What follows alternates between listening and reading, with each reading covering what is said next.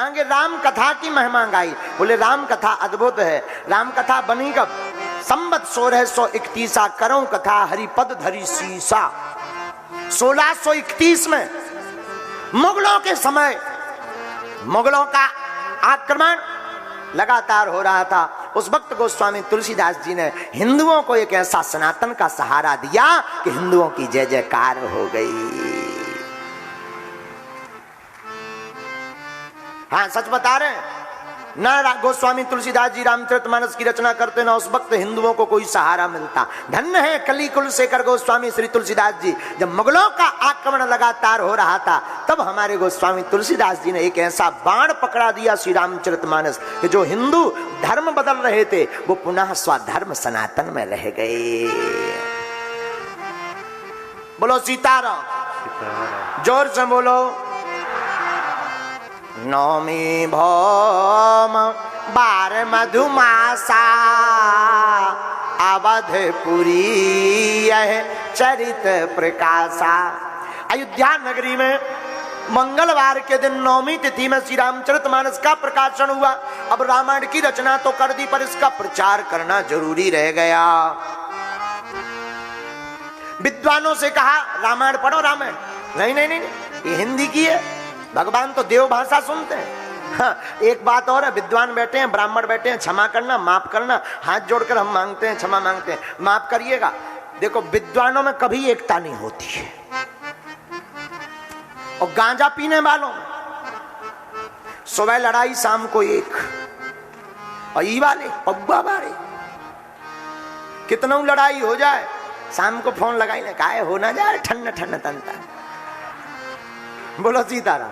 और विद्वान विद्वान अच्छा, नागपुर में कितने आचार्य नहीं होंगे, सुनने के प्रेमी होंगे। बोले बा वो कथा सुनाने आए तो क्या हुआ, हम भी कम है क्या, हम भी बकता है। और विद्वानों में कभी एकता नहीं होती। एक राजा के घर पर दो ब्राह्मण विद्वान पहुंचे।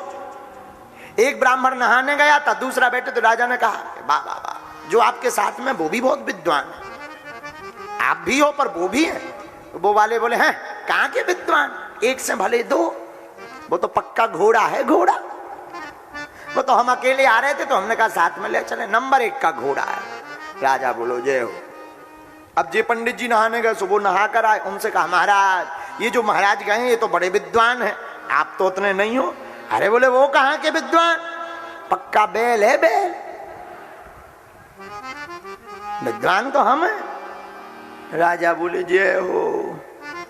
जब भोजन करने बैठे तो एक जन के सामने चना धर दिए, दूसरी जन के सामने भूसा। विद्वान बोले ये हमारा अपमान है, ये क्या है, अरे कहीं भूसा हो चना रखते हैं। राजा बोले सरकार आप ही ने तो परिचय दिया, आप ही इनसे कह रहे थे कि ये तो पक्का घोड़ा है, इनको कह रहे थे ये तो पक्का बैल है, तो हमने सोचा भोजन भी वैसे ही रखा जाए। बोलो सीताराम। विद्वानों में कभी एकता नहीं होती और गांजे वालों में कभी बुराई नहीं। अच्छा गांजे वाले कहने भी लगते हैं दम भाई तो निज भाई, बाकी भाई घिसर पिटर। पीने वाले तो अपने भाई है। बोलो सीताराम। इसका मतलब ये नहीं है कि तुम लोग आज ही से विद्वत्ता छोड़ के दम भाई बन जाओ, नहीं नहीं, ये तो कहावत है। हमारा मतलब यह है विद्या ददाति विनयम, जिसके अंदर विद्या होती है उसके अंदर विनयता होती। सूर्य कभी नहीं कहता मैं सूर्य हूं, सूर्य की रोशनी खुद बता देती है कि ये सूरज है। सत्य को प्रमाण की आवश्यकता। हमारे पास कई लोग आते, जैसे पुराने जमाने में तो हम बुद्धू हते, अब तो तना हम बुढ़ापो आ गो, हम आओ तो समझदार हो गए। तो पुराने समय में हमारे लोग आते थे, महाराज हम नहीं मानते भगवान होते या नहीं होते, शक्तियां हम नहीं मानते। तो हमें पहले गुस्सा आ जाती है, कैसे नहीं माना, तुरंत हमने पर्चा उठाओ पेन लाओ, है तुम्हारे बाप को नाम जो तुमने जी जी कांड करे ले जा। हमें लगा तो कि हमने बहादुरी का काम कर दिया। लेकिन हमें जब बाद में एक दिन गुरुजी ने डांटा, बोले बेटा तुम्हारे पास कोई भी व्यक्ति आता माइक लगाता है, वो कहता कि हम नहीं मानते कि सिद्धि होती हो, तुम तुरंत चमत्कार दिखाने लगते हो। बेटा वो बुद्ध बन जाता, तुम बुद्धू। क्यों?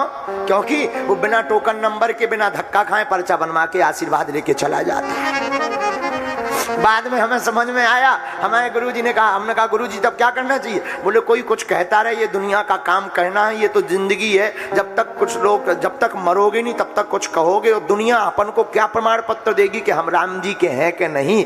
राम जी ने पहले प्रमाण पत्र दे दिया कि हम राम जी के हैं। तो दुनिया के कहने पे मत चलो। किसके कहने पे चलो? जो भीतर वालों बोले। और जो दुनिया की सुनत उनकी बुराई दुर्दशा हो।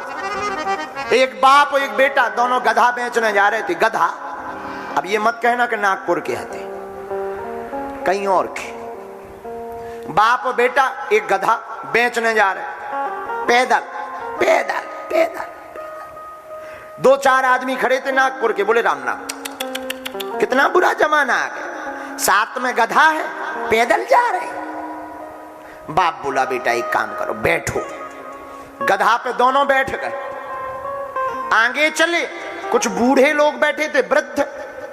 अरे राम राम, कितना उल्टा जमाना आ गया, पतला सा बेचारा अकेला गधा, दो दो सांड जैसे बैठे। बाप बोला बेटा लोगों में बेइज्जती हो रही है, काम करो। बोले क्या? बोले एक काम करो, तुम बैठो बेटे, हम पैदल चल रहे हैं। पैदल चलने लगा बाप, बेटा बैठा गधा पर, बेचने जा रहे। बैट बॉल खेल रहे थे लड़का कुछ क्रिकेट। वो बोले बताओ तो क्या जमाना आ गया, बूढ़े बाप को पैदल चला रहा है और बेटा सांड जैसा खुद गधा पे बैठा है। बेटा बोला पिताजी हमारी बेइज्जती हो गई। बाप बोला क्या करें? बेटा बोला एक काम करो, अब तुम बैठो, हम पैदल चल रहे। अगले गांव में पहुंचे, कुछ महिलाएं खड़ी थी। अरे राम राम राम राम राम राम राम राम, बताओ तो क्या जमाना आ गया, बड़ो घोर कलयुग आ गया। क्या कलयुग आ गया? बेचारा 16 साल का नन्हा सा पतला सा लड़का पैदल जा रहा है और ये बुढ़ापा आ गया, मरने को हो गया, ये सांड जैसा बैठा गधे पर। बाप बोला बेटा हमारी बेइज्जती हो गई, अब क्या किया जाए? अब तो कोई उपाय नहीं, अब तो एक ही उपाय बचा कि गधा को ही टांग लो पीठ पे। और ये लोग इतने मूर्ख, इनने कर भी लिया। एक लकड़ी ढूंढी, रस्सी ली, उल्टा किया, गधा को बांधा, एक कंधे पे बाप ने रखा, एक पे बेटा। आदमी फिर मिले, आदमी फिर नहीं चूके, आदमी फिर बोले अच्छा कलयुग आ गया।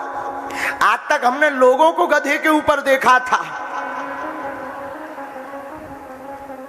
आज तो देखो उल्टा जमाना, गधा लोगों के ऊपर।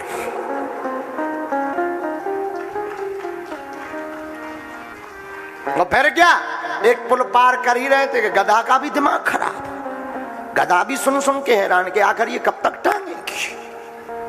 आज तक हमारे ऊपर वजन, अब हम किसी के ऊपर वजन। गधा फड़फड़ाया, पुल पे जा रहे थे, गधा फड़फड़ाया, दिमाग गरमाया, गधा फड़फड़ाया, दिमाग गरमाया, छलांग लगाया, तीनों नदी में डूब पड़े।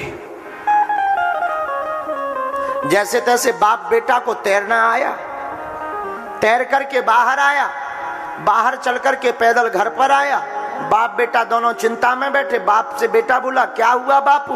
बोले कुछ नहीं, जान बची सो लाखों पाए, लौट के बुद्धू घर को आए। जमाना बड़ा उल्टा है, पैदल चलो तो नहीं चलने दिया, गधा पे बैठो तो नहीं चलने दिया, गधा को ही ऊपर बैठाया तब भी नहीं चलने दिया। अंत तो गधा से हाथ ही धोना पड़ा। ये दुनिया ऐसी है साहब, दुनिया तुमसे क्या कहती इस चक्कर में मत पड़ना, तुम तो तिलक लगाकर राम कथा में आ जाया करना। तुम जहां रहना वहां सीताराम कहना, दुनिया का काम कहना है, ये कहती रहेगी। अपना काम प्रभु का होना है, हम होकर के ही मानेंगे।